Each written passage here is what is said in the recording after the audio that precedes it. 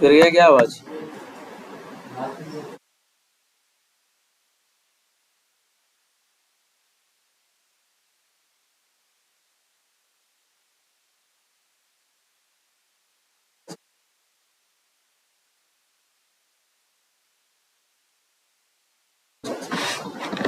ठीक है, फिर से करते एक बार।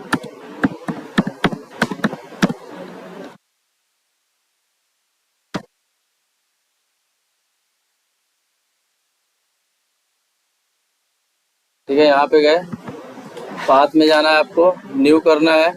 ठीक है, एसडीके तक करने के बाद आपको क्या करना है, देखो यहाँ पे।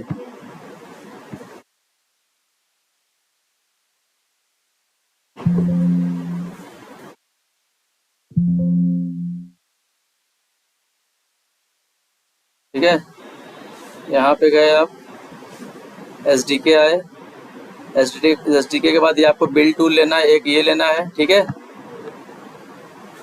एक सेकेंड यार।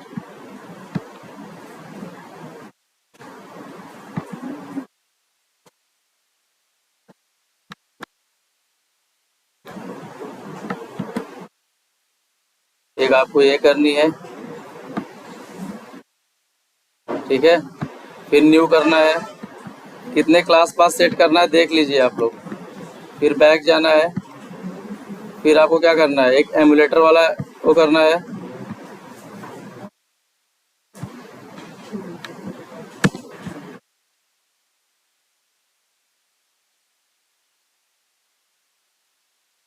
फिर जाइए उस पे,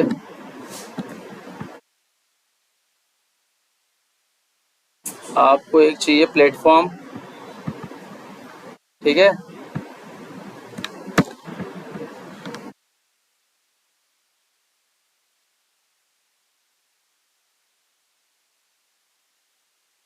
और आपको एक क्लास से क्या, प्लेटफॉर्म टूल्स।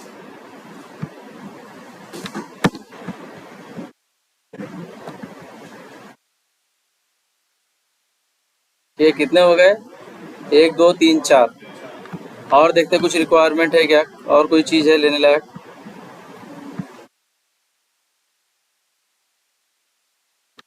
यार ये माउस भी बराबर काम नहीं कर रहा है यार, देख रहे हो अपने आप चल रहा है। नहीं, वो सही हो जाएगा, हैंग नहीं होगा। ठीक है, इतना ही लेना है। ठीक है, ये अपने आप चल रहा है यार ये तो। आप अपने सिस्टम के जिम्मेदार खुद ही हो भाई। ठीक है, ओके करना है हमको। ठीक,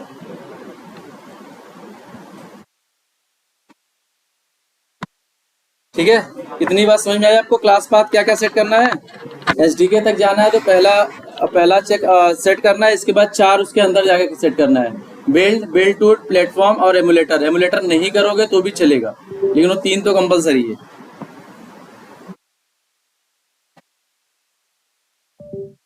और एक चीज आपको और दिखानी है पहले,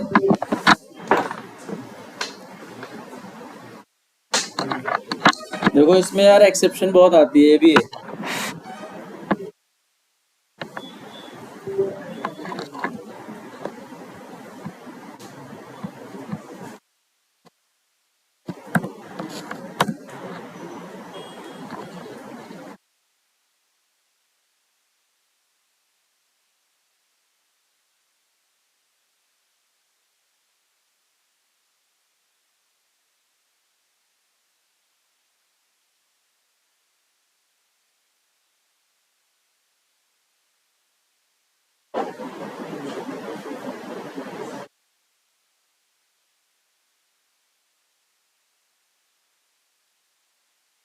ठीक है,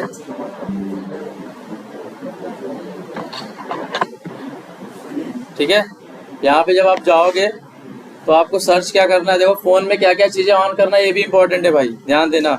आपको यहाँ पे सेटिंग्स ढूंढना है, सेटिंग्स पे गए। ठीक है, सेटिंग्स पे जाने के बाद आपको यहाँ सर्च करना है क्या, डेवलपर ऑप्शन।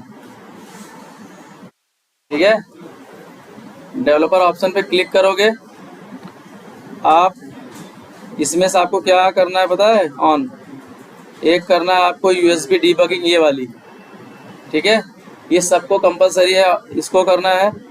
और सेकंड क्या करना है?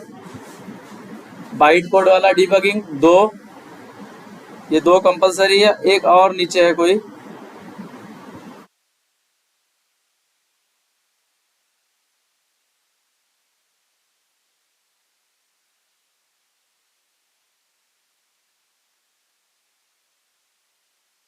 ये नहीं, ये परमिशन मॉनिटरिंग वाला, ठीक है। ये तीन आपको करना है। कौन कौन से? एक यूएसबी डीबगिंग वाली, एक बाइट कोड वाला और एक परमिशन मॉनिटरिंग वाली। ये तीन चीजें आपको आपके फोन में क्या करना है?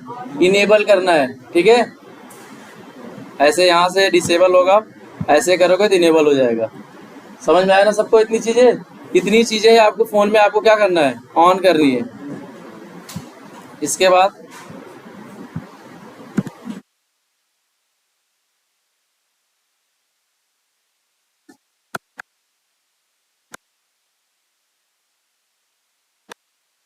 ठीक है, इसके बाद हमें इंटर करना है क्या? ADB devices. एडीबी डिवाइसेस जब आपके पास, देखो एडीबी मतलब क्या होता है पता है? Android debug breach. एडीबी मतलब एक यूनिक आईडी। मेरे फोन की यूनिक आईडी अलग होगी, आप सबके फोन की यूनिक आईडी अलग होगी। ऐसा नहीं जो EA518186 जो आया है आप में भी यही आएगा। आप में कुछ अलग आएगा, इनमें कुछ अलग आएगा, उनमें कुछ अलग आएगा, लेकिन सब में आएगा कुछ ना कुछ यहाँ पे, ठीक है। ये यूनिक आईडी है हमारे फोन की। अगर ये दिख रहा है तो इसका मतलब ये है आपका फोन आपके सिस्टम से अब कनेक्ट हो चुका है। वो कनेक्ट होने का रीजन ये था, जब हमने क्या किया, क्लास पास जो हमने सेट किया उससे कनेक्ट हुआ है। इतनी बात सबको क्लियर है? एडीबी डिवाइसेस मतलब यूनिक आईडी है, सबकी यूनिक आईडी है, सबके फोन की अलग अलग यूनिक आईडी होगी, ठीक है। एडीबी डिवाइसेस हम इसको क्या करते हैं? एग्जिट करते हैं, बाहर निकल आते हैं। इतनी बात आप लोग को समझ में आए? फोन वाला फिर से देख लो भैया, ध्यान से, राहुल सर पूछेंगे आपको फिर से। आप जाओ सेटिंग में जाओगे, यहाँ पे सर्च बार में आपको टाइप करना है क्या? Developer option. डेवलपर ऑप्शन करोगे तो आपको डेवलपर ऑप्शन दिखेगा, उस पर क्लिक करो। इसके बाद स्क्रॉल डाउन, स्क्रॉल अप करो। स्क्रॉल अप करने के बाद आपको क्या करेगा? यूएसबी डीबगिंग वाला ये कॉलम दिख रहा है, देखो, वेरीफाई ओवर यूएसबी, ये आपको करना है, ठीक है। वेरीफाई बाइट कोड डीबगिंग, ये आपको करना है। परमिशन मॉनिटरिंग वाली करनी है। तीन चीजें आपको करनी है। तीन चीजों के बाद आपका फोन आपके सिस्टम से कनेक्ट हो जाएगा। इसमें किसी को अभी तक डाउट है ना? एकदम आसान, थोड़ी सी है, माता बच्ची है, लेकिन बहुत सही है। एक बार ये कॉन्फ़िगरेशन हो गया तो फिर ये सिलेनियम से भी आसान है, इतना समझ लो। एक्सपाथ की भी टेंशन नहीं है, किसी की भी टेंशन, सब ऐसे ही मिल जाएगा। अनपढ़ आदमी भी कर सकता है इसको, कितना आसान है। हाँ, अगर जिसमें डेवलपर ऑप्शन नहीं दिखेगा वो बिल्ड नंबर पे जाके 7 से 8 बार टैप करेंगे, कंटिन्यू टैप करेंगे तो इनेबल होगा डेवलपर ऑप्शन। सब में नहीं दिखेगा ऐसे। आप लोग में मतलब 75% लोगों को नहीं दिखेगा, ऐसा नहीं दिखेगा। तो उसी में जाओ और मुझसे मत पूछो, क्रोम पे सर्च मारो कैसे दिखेगा फोन का नाम डाल के, तो बताएगा 6 से 7 या 8 बार टैप करोगे कंटिन्यू तो इनेबल हो जाएगा अपने आप, ठीक है। इतनी बात समझ में आई? कुछ आप लोग को डाउट है तो पूछ लो, अब आगे चलेंगे। चले आगे। क्लास पास सेट हो गई, आपको फोन में क्या क्या मतलब इनेबल करना है वो आपको पता चल गया। अब हम जाते हैं थोड़ा सा एक चीजें और जान लेते हैं। एक होता है यार ऐप, जैसे आप लोग इसमें सिलेनियम में कोई यूआरएल हिट करते हो तो कोई ऐप खुलता है ना, वैसे ही इसमें भी एक उसको बोलते हैं ऐप डाउनलोड करते हैं। ऐप डाउनलोड करके उसी की ऑटोमेशन करते हैं। ऐप मतलब आपका जो एक पैकेज है, जो एप्लीकेशन आपको टेस्ट करना है, ऑटोमेट करना है, उसी को डाउनलोड करना होता है। जैसे प्ले स्टोर से कोई चीज डाउनलोड करते हो ना, तो ऐसे ऐप एपीके भी आपको मिलेगा। एपीके आपको कंपनी से मिलेगा कि भैया इसी एपीके का आपको टेस्ट, जैसे यूआरएल मिलता है ना, किस एप्लीकेशन को टेस्ट करोगे तो आप डालते हो HTTP क्या लोकल हॉस्ट 0000 क्या लिखते हो। उसके बाद ऐसे ही ये भी है, लेकिन इसका क्या है, एक एपीके है, एक फाइल है, एक मतलब एक एप्लीकेशन है, जैसे प्ले स्टोर से आप डाउनलोड करते हो तो वो चीजें आप डाउनलोड करोगे और उसके अंदर जाके सारी चीजें ऑटोमेशन करोगे। इसमें एपीके होता है जो एंड्रॉयड यूज करते हैं, और जो आईओएस यूज करते हैं उसके लिए होता है क्या, आईपीए। एक बहुत इंपॉर्टेंट बात है, जैसे एपीके, एपीके हम क्या किस लिए करते हैं, एप्लीकेशन के लिए। एक एप्लीकेशन होती है जिसकी हमें टेस्टिंग करनी होती है, ठीक है, एपीके की हम टेस्टिंग करते हैं। अब एपीके मतलब बहुत सारी चीज़ हो सकती है, जैसे आप अमेजॉन की भी एपीके आपकी बन के रहेगी लोकल पे, कुछ भी एक डेमो डमी एक एपीके बनाए रहेंगे, वैसे ही फ्लिपकार्ट का रहेगा, ऐसे सबका रहेगा। तो कोई कोई कंपनी में आप जाओगे तो ऐसा होता है ना कि आपको वेब एप्लीकेशन वेब टेस्टिंग भी करनी है और मोबाइल भी करनी है। वेब करने के लिए आप क्या करोगे, यूआरएल हिट करोगे, और मोबाइल टेस्टिंग करने के लिए आपको एपीके आपको मिलेगी, और उस एपीके की आपको क्या करने की, टेस्टिंग करनी पड़ेगी। ठीक है, इतनी बात समझ आई आपको। अगर एंड्रॉयड यूज कर रहे हो तो एपीके मिलेगा, आईओएस यूज कर रहे हो तो आईपीए मिलेगा। सबकी अलग अलग थोड़ी सी नाम है, कैसे डिफरेंशिएट करोगे कि ये एपीके है कि आईपीए है, ये किसके लिए यूज होगा, आईओएस के लिए होगा कि एंड्रॉयड के लिए, इसलिए उसका नाम चेंज किए थोड़ा, आईपीए फॉर आईओएस और एपीके फॉर एंड्रॉयड। इतनी बात समझ में आई। एपीके किसके लिए होता है, एंड्रॉयड के लिए होता है। और ये वाली चीजें भैया बिना इसके एपीके की कोई ऑटोमेशन होगी ही नहीं। अगर आपके पास कोई एप्लीकेशन नहीं है, कोई यूआरएल नहीं है, तो आप किस चीज की ऑटोमेशन करोगे, तो एपीके मस्ट है भैया।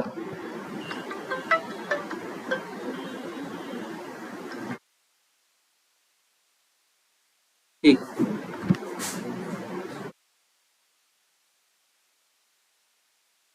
ठीक है, इतनी बात समझ में आई सबको। मैं आप लोग को क्या ये जो है क्लास पास जो है इस पे लिख के दूं क्या आपके नोट पैड पे, कि आपको समझ में आ गया है। अरे यार देख लेना वीडियो, वीडियो नहीं देखोगे क्या तुम लोग, अपने हिसाब से देखो कि लिख दो। हाँ, मैं बोल दिया तो लिख ही दो, ठीक है। कितनी बात समझ में आई आपको, एपीके और सारे आपके क्लास पाथ। अब आप लोग ने एक चीज क्या देखा, सीएमडी पे हमने देखा कि हमारा डिवाइस हमारे सिस्टम से कनेक्ट है कि नहीं, उसके लिए हम लोग क्या लिखे, एडीबी डिवाइसेस। एंटर करोगे आपको एडीबी डिवाइसेस की एक यूनिक आईडी मिल जाएगी, ठीक है। तो इससे ये पता चलता है कि आपका फोन आपके सिस्टम से क्या है, कनेक्ट है। अब लास्ट काम क्या है हमारा, एक फ्रेमवर्क बनाना। फ्रेमवर्क बनाने के लिए फाइल पे जाओ, न्यू प्रोजेक्ट, प्रोजेक्ट में जाने के बाद यहाँ पे मैवन दिख रहा है, मैवन पे जाओ, मैवन प्रोजेक्ट, नेक्स्ट। देखो राहुल सर आपको मैवन के बारे में थोड़ा बताएंगे, अभी मैं एक रफ आइडिया दे रहा हूँ आपको कि मैवन किस लिए यूज होता है, ठीक है। मैवन प्रोजेक्ट बनेगा, यहाँ पे दो चेक बॉक्स है, हम लोग ऊपर वाले चेक बॉक्स को क्लिक करते हैं और यहाँ पे क्या करते हैं, नेक्स्ट करेंगे, और ग्रुप आईडी में हम कुछ भी लिख देते हैं, कॉम डॉट क्या लिखते हैं, मोबाइल टेस्टिंग, और यहाँ पे हम लिख लेते हैं क्या, एपीएम टेस्टिंग, ठीक है। ये हमारे प्रोजेक्ट का नाम हो गया। इंटर करेंगे, एक प्रोजेक्ट हमारा बन जाएगा, कहाँ पे, यहाँ पे। और मैवन का खासियत ये है, देखो जावा प्रोजेक्ट पे आपको जे दिखता होगा यहाँ पे, और मैवन पे यहाँ छोटा सा देखो एम दिख रहा है, आपको अभी नहीं दिखेगा, आप थोड़ा बड़ा करोगे तो दिखेगा, ठीक है। ये मैवन प्रोजेक्ट होता है। और मैवन की देखो भैया खासियत ये है कि ये डिपेंडेंसी के लिए यूज होती है। जो जार आप एक्सटर्नली यूज करते हो बाहर से, सिलेनियम और जावा का लगाते हो, बाहर से एक फोल्डर बनाते हो, उसके अंदर आप डालते हो, और इसको यूज करने के बाद, मैवन यूज करने के बाद आप में ये एडवांटेज आएगा भैया, आप सारे को एक क्या करोगे, एक फोल्डर में एक pom.xml करके एक फाइल यहाँ बनेगी, यहाँ पे सारे को यहीं पे मैनेज करोगे, ठीक है। इसी के नीचे, इसी के अंदर सारे को क्या करोगे, इसी में मैनेज करोगे सारी डिपेंडेंसी, सारे जार जो है, जैसे जावा यूज करते हो जावा की, सिलेनियम यूज करते हो सिलेनियम की, टेस्टेंजी आगे यूज करोगे टेस्टेंजी की।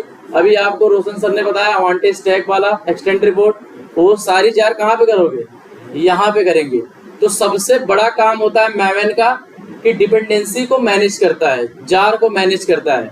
तो हम क्या करते हैं अभी मोटा मोटा हिसाब से, कौन कौन सी डिपेंडेंसी हमको लगेगी, एक सिलेनियम की लगेगी, एक एपीएम की लगेगी, ठीक है। ये दो करते हैं। जब आप लोग टेस्टेंजी पढ़ लोगे तो हम उसको क्या करेंगे, टेस्टेंजी वाली जार करके टेस्टेंजी पे शिफ्ट कर देंगे आपको।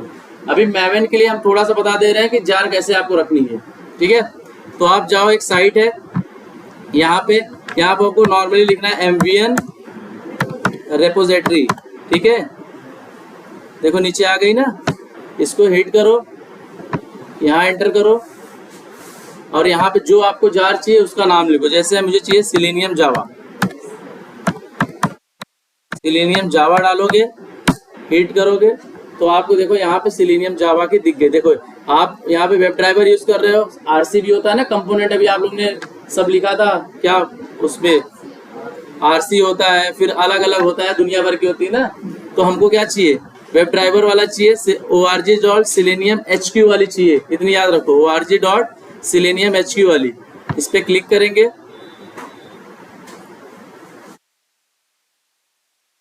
और अभी लेटेस्ट वर्जन कौन सा चल रहा है, 4.21.0 ये चल रहा है, ठीक है।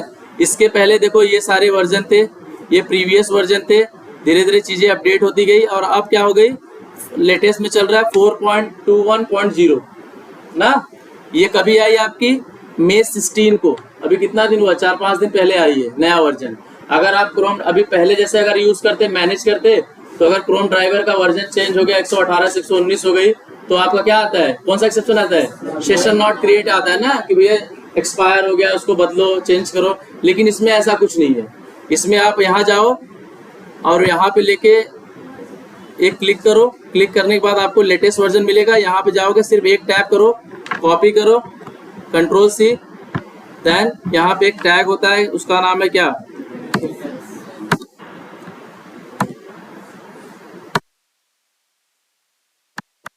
ठीक है, डिपेंडेंसीज। देखो एक टैग है, जहाँ एक ओपन हुआ है, एक क्लोज होता है। जैसे आप करते हो, इंस्पेक्ट करते हो ना, कहीं से टैग ओपन होता है फिर क्लोज होता है, तो वैसे डिपेंडेंसीज के अंदर आप क्या करोगे, सारे जार को ऐसे मैनेज करोगे। अगर कल को इन फ्यूचर बोले कि भैया अब इसका वर्जन चेंज हो गया है, तो आपको सिर्फ यहाँ जाके ऐसे लिख देना है, तो नया वर्जन आ गया, अपडेट कर दोगे। आपको बार बार क्या करना है, उसको निकाल के उसको ऐड नहीं करना है, डाउनलोड कुछ नहीं करना है, सिर्फ ऐसे करके यहीं पे बदलो जो करना है, अपने आप सारे वर्जन बदलते जाएंगे, ठीक है। ये सबसे मेजर एडवांटेज है मैवेन का। मैवेन इसीलिए पिक्चर में आया क्योंकि ये बिल्ड मैनेजमेंट टूल है और डिपेंडेंसीज को हमारे मैनेज करता है। हमको एक्सटर्नली जार की रिक्वायरमेंट नहीं होती है कि हम बाहर से यहाँ एक फोल्डर बनाए कहीं नीचे जाके और फिर वहां पे जाके क्या करें, डाउनलोड करके वहां अटैच करें। हम डायरेक्ट यहाँ पे जाके क्या करें, कॉपी करें, देन पेस्ट कर दें। पेस्ट करेंगे, हमारा सारा काम यहीं से मैनेज हो जाएगा, ठीक है। एक ये हो गया, और दूसरी हमें क्या चाहिए, एक तो हमारा हो गया सिलेनियम का, एक हमें चाहिए एपीएम का, एपीएम जावा क्लाइंट, ठीक है। ये वाला जावा का io.apm, इस पे जाओ और अभी लेटेस्ट वर्जन क्या चल रहा है एपीएम का, 9.2.2। और सिलेनियम का कौन सा लेटेस्ट वर्जन चल रहा है जो आप अभी यूज कर रहे हो, 4.21.0। कोई पूछता है, देखो इंटरव्यू में पूछते हैं कौन सा लेटेस्ट वर्जन अभी चल रहा है, तो आपको पता होना चाहिए। उनको ये नहीं पता है कि आप एक्सटर्नल जार यूज करते हो, क्योंकि उनको ये पता है आप काम कर रहे हो कंपनी में। कंपनी में सारी कंपनियां मैवेन यूज करती है, तो मैवेन में हमें हमेशा क्या करना होता है, टाइम के साथ चीजें अपडेट करनी पड़ती है। अपडेट सिर्फ एक जगह जाके सिर्फ नंबर चेंज कर दो, बस सारी एज इट इज रहेगी। तो हम इसको करेंगे, इस पे क्लिक करेंगे, क्लिक करने के बाद इस पे एक टैप करेंगे, सारी चीजें कॉपी करके आ जाएंगे form.xml में, और यहाँ पे हम क्या करेंगे, पेस्ट कर दिए। अब हमारे पास क्या हो गई, सिलेनियम की हो गई और एपीएम की हो गई, दो ही चाहिए था ना, और किसी को तो चाहिए नहीं। टेस्टनजी अभी नहीं किया तो टेस्टनजी की नहीं चाहिए, टेस्टनजी चाहिए रहेगा तो टेस्टनजी भी यहीं पे मैनेज कर देंगे। फिर हम क्या करेंगे, इसी पे Ctrl+S करेंगे, तो यहाँ पे देखो बिल्डिंग होना चालू हो गया। ये बिल्ड होने में थोड़ा टाइम लगता है क्योंकि ये पहली बार हो रहा है, आप पहली बार मैवेन यूज कर रहे हो, ठीक है। ये थोड़ा टाइम लगेगा, और जब होने के बाद आपको यहाँ पे क्या होगा, एक मैवेन की एक लाइब्रेरी बन जाएगी और उसी लाइब्रेरी में सारी जार आपको मिल जाएगी, अटैच हो जाएगी।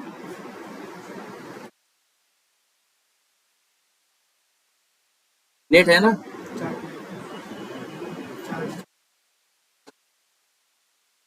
ठीक है, डाउनलोड हो गया आपका।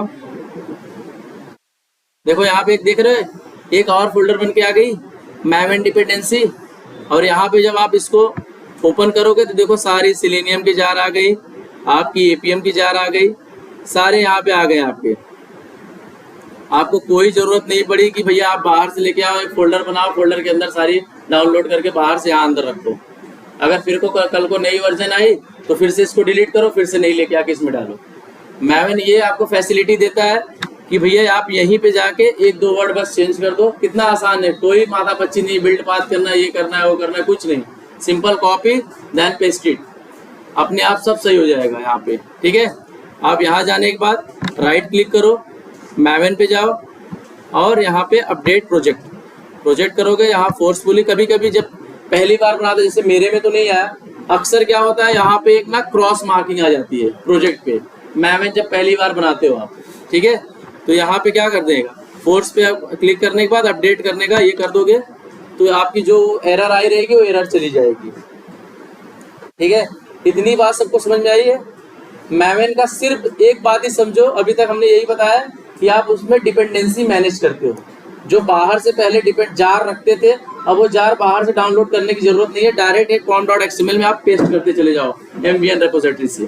ठीक है, और उसमें और इसमें ये फर्क था, आप ये देखो नीचे जावा प्रोजेक्ट है, इसमें SRC करके एक ही फोल्डर बना था, और इसमें देखो कितने हैं, 1 2 3 4 बने ना।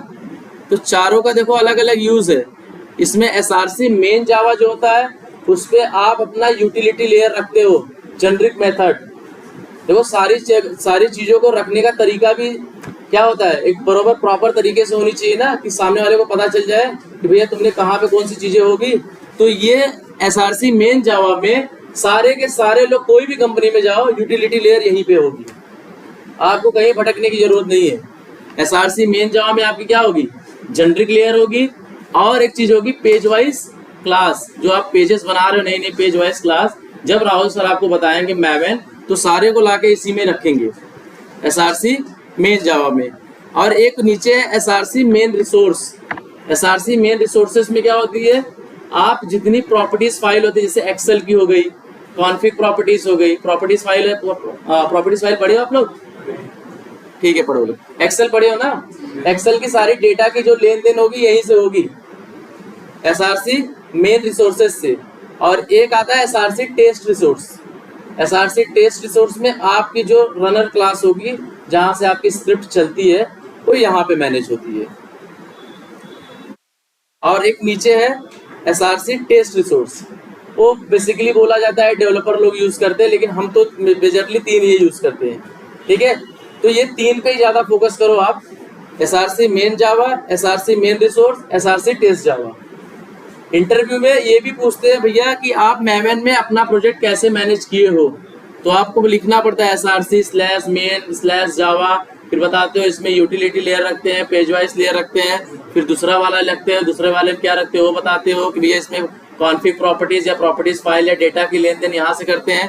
थर्ड लगते हो आप क्या, SRC टेस्ट जावा, यहाँ से आप अपने सारे स्क्रिप्ट को रन करने की एक क्लास बनाते हो, वहां से सारी स्क्रिप्ट क्या करते हो, रन करते हो, एक्सटेंड करके जैसे भी करते हो। ठीक है, तो ये इतनी बात समझ में आई।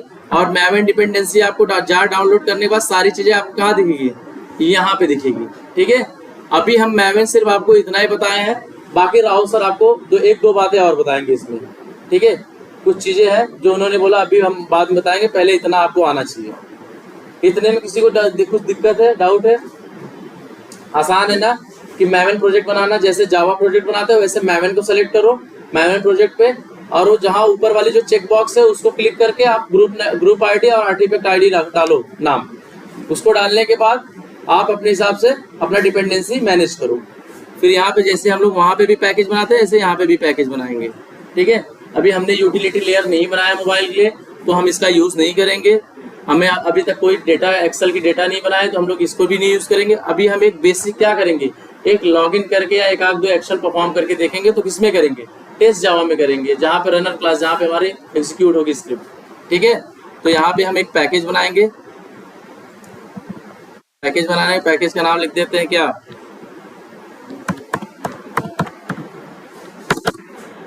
मोबाइल ऐप, बस इतना रखते हैं। एक पैकेज बन गया, ठीक है।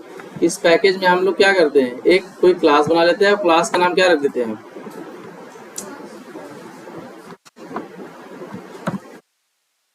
मोबाइल डेमो, ठीक है। इतनी बातें सबको समझ में आई।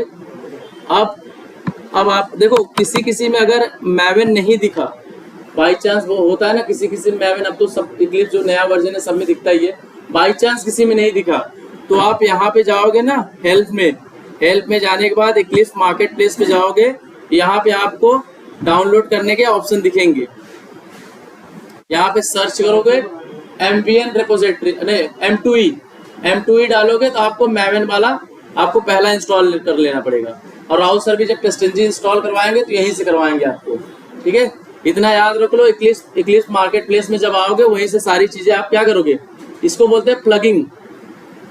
कोई चीज आप यहाँ से डाउनलोड करते हो तो प्लगिंग करते हो, जोड़ते हो उस चीज को।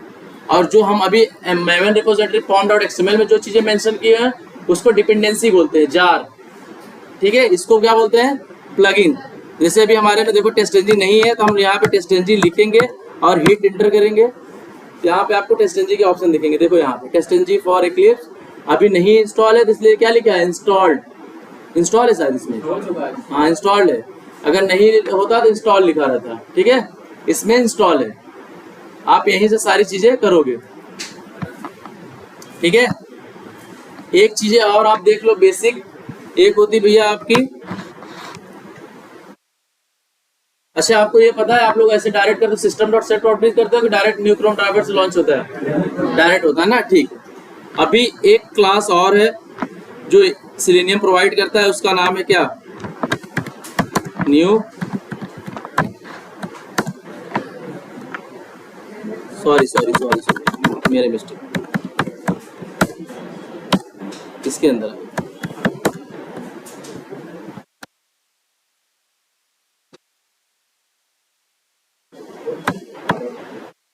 ठीक है।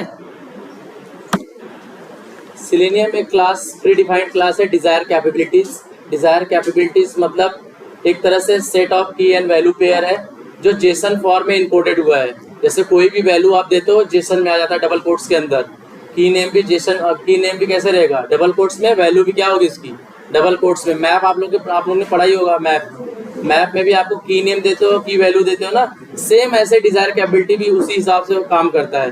की नेम डालोगे और उसी के हिसाब से की वैल्यू डालोगे, ठीक है। इसमें भी वही सिस्टम है कि की जो है डुप्लीकेट नहीं होनी चाहिए, वैल्यू डुप्लीकेट हो जाए चलेगी। मैप में तो यही नियम है ना, तो इसमें भी की नेम क्या होनी चाहिए, यूनिक होनी चाहिए। तो हम उतना नहीं देखते हैं, बस इतना याद रखो आप लोग, डिजायर कैपेबिलिटीज क्या है, एक सेलेनियम का प्री डिफाइंड क्लास है। जैसे सिस्टम है, जैसे स्ट्रिंग है, वैसे क्या है, डिजायर कैपेबिलिटीज है। डिजायर कैपेबिलिटीज है जैसे क्रोम ड्राइवर है, क्रोम ड्राइवर के पास भी बहुत सारे मेथड है ना, वैसे भी डिजायर कैपेबिलिटीज है। और डिजायर कैपेबिलिटीज में हम क्या रखते हैं, की नेम और की वैल्यू के पेयर में अपनी डेटा, जैसे किस फोन पे चला रहे हो, कौन सा प्लेटफॉर्म यूज कर रहे हो, एंड्रॉयड यूज कर रहे हो कि iOS यूज कर रहे हो, कौन सी डिवाइस यूज कर रहे हो, ADB डिवाइसेस का नाम लिखेंगे, UDID का सारी वैल्यू डालेंगे, ऐप का लोकेशन डालेंगे, कहाँ पे हमारा ऐप रखा हुआ है। तो ये कहाँ रखें हम लोग, न्यू डिजायर कैपेबिलिटीज के अंदर, ठीक है। इतनी बात समझ में आई। ये क्या है, एक सेट ऑफ की एंड वैल्यू पेयर में डेटा रखी जाती है डिजायर कैपेबिलिटीज में। ये भी पूछा जाने वाला क्वेश्चन है, डिजायर कैपेबिलिटीज क्या होती है। तो आपको सिंपल बताना है कि सेलेनियम का एक प्री डिफाइंड क्लास है जो कि मैप की तरह बिहेव करता है, ठीक है। की नेम और की वैल्यू के पेयर में हम क्या करते हैं, इसमें डेटा डालते हैं, ठीक है। तो हम क्या करते हैं, इसको कॉपी पेस्ट करते हैं, Ctrl+C, यहाँ पे लिख देते हैं कैप लिख देते, चलो ये कर दिए। ये ऑटोमेटिक देखो यहाँ पे इंपोर्ट हो गया ना। अगर यहाँ पे कभी एरर आया तो इंपोर्ट करने को बोलेगा तो इंपोर्ट कर देना, एरर चली जाएगी। तो आपको बता रहा है कौन सी क्लास से कहाँ से आई है डिजायर कैपेबिलिटीज, ठीक है। फिर कैप्स करोगे, कैप डॉट सेट कैपेबिलिटी करोगे, इसमें की नेम और की वैल्यू वाला पेयर है ना, इसको करोगे और यहाँ पे आप की नेम डालोगे, ऐसे की नेम और की वैल्यू, ठीक है। यहाँ पे जैसे हमने लिख दिया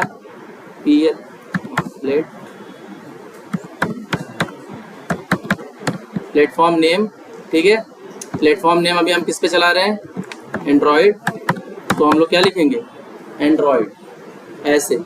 तो वैसे ही सबका लिखना है आपको, ठीक है। कंट्रोल सी करो, इंटर करो, ऐसे करो, फिर इंटर करो। अब यहाँ पे प्लेटफॉर्म नेम है तो यहाँ पे क्या हो जाएगा, प्लेटफॉर्म वर्जन, कौन से वर्जन पे चल रही है,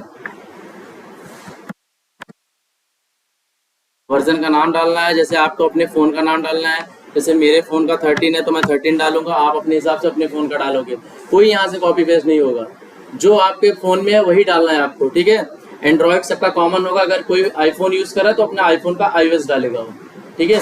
और बाकी ज़्यादातर लोग एंड्रॉयड यूज़ कर रहे हैं तो क्या होगा, एंड्रॉयड डालना है, अपने फ़ोन का वर्जन डालना है, ठीक है। और क्या भरेंगे यहाँ पे, एक UDID डालनी है। UDID मतलब कौन सी, यहाँ पे जो हमको मिली थी कमांड प्रॉम्प्ट से, कनेक्ट है। ADB डिवाइसेस हिट करो, ये हमारी UDID है, इसको करेंगे, कंट्रोल C किए, यहाँ पे क्या हुआ, UDID हो गई, ठीक है। और क्या डाल सकते हैं, ऐप डाल सकते हैं। हमारा ऐप कहाँ पे रखा हुआ है, तो ऐप कहाँ पे रखा, ऐप कैसे डाउनलोड करोगे पता है आप लोग, एक सेकंड मैं आपको डाउनलोड करवा देता हूँ। मेरे पास एक ऐप है, अब हम इस पे टेस्टिंग करेंगे, ठीक है। एक डेमो हम लोग ने, जैसे आप लोग ने वी टाइगर लिया था वैसे ही एक ऐप और है, हम उसको आपको बताते हैं, ठीक है। एक सेकंड, यहाँ पे जाए थे हम लोग, ये सबको इतना करना है, फिर आगे पढ़ाया जाएगा, नहीं तो फटाफट बता के कुछ मतलब नहीं है। व्हाट्सएप वेब डाल देना है,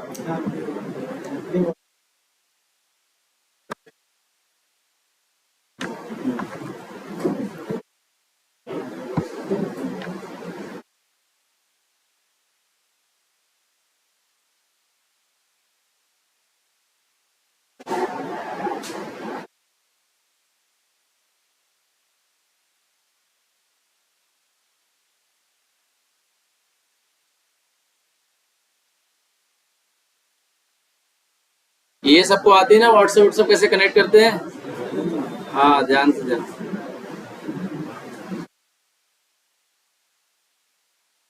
ठीक है।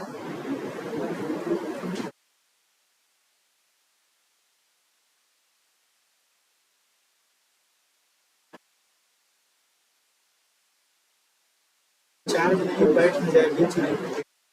हो गया क्या चाची, नहीं चार्ज नहीं है, चलो लास्ट लास्ट चल भाई, ये देख लो, इसके बाद कल लेते हैं क्लास, ठीक है।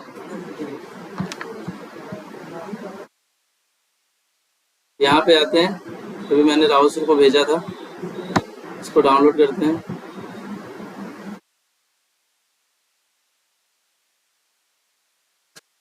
ठीक है।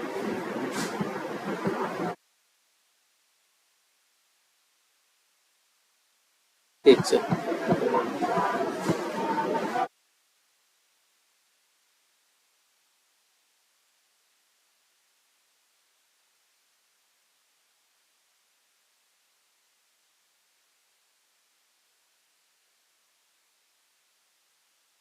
सबको ऐसे ही डाउनलोड करना है, सबको मैं भेज दूंगा आपके उस पर व्हाट्सएप के, आपके ग्रुप पे किसी को भेज देना एक जन भाई, ठीक है। नहीं तो मैं आप लोग को भेज दूंगा, आप लोग भेज देना, सर्कुलेट कर लेना अपने उसमें ग्रुप में, हाँ पाई ग्रुप में भी कर देना भैया, पाई में शायद मैं नहीं हूँ, मैं भेज दूँगा, ठीक है। तो चलो पाई ग्रुप में भेज दूंगा मैं, ऐसे ही करना है आप लोग को। आपके जब व्हाट्सएप पे आ जाएगा तो आप यहाँ से क्या करोगे, डाउनलोड कर लेना, आपके सिस्टम पे हो जाएगा, ठीक है। इसके बाद वो ऐप जहाँ भी रखोगे वहाँ से डाउनलोड में जाएगा, वहाँ से कॉपी करना, लेके जाना, कहीं पे रख देना जहाँ अपने हिसाब से, जैसे सी में नहीं रखते, डी में रखते, ई में रखते, अपने हिसाब से कोई लोकेशन चूज कर लेना, वहाँ पे एक फोल्डर बनाना किसी नाम का, जैसे माई APK या APK कुछ करके बनाना, और उसी फोल्डर के अंदर जाके उसको पेस्ट करना और उसकी लोकेशन देना है। मैं बता दे रहा हूँ आपको कैसे करना है, इसको दिखा देते हैं फिर आगे जाते हैं। अब तो लोकेशन पे रख लोगे ना, कोई दिक्कत तो नहीं है कि दिखाना पड़ेगा। चलो पहले ये डाउनलोड करो फिर दिखा देंगे, ठीक है। तो चलो फिर आज इतना ही करते हैं, अब कल देखते हैं फिर। अब कल भैया उतना कर लो तब आगे क्लास चलेगी, नहीं तो अब आगे क्लास नहीं चलेगी। पहले उतना कर लो सब।